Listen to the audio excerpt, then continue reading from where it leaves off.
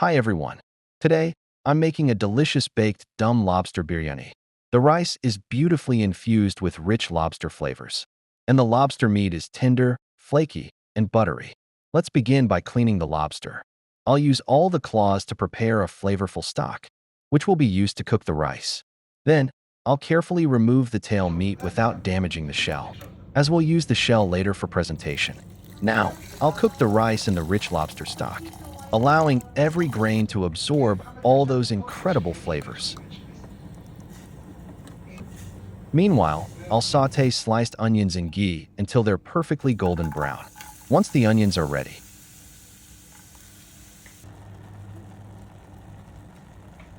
the rice is now perfectly cooked.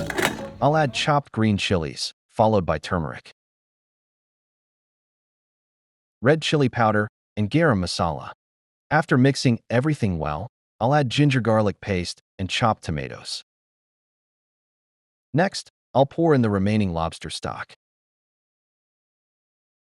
as it will finish cooking during the baking process, followed by yogurt, fresh coriander, and mint leaves to create a fragrant masala. Now it's time to add the lobster tail meat, cut into bite-sized cubes. I'll cook it only about 10%, keeping it juicy and tender.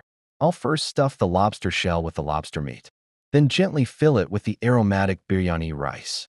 Finally, I'll seal the shell with dough and bake it in a preheated oven for about 10 minutes. The result is an elegant, flavorful,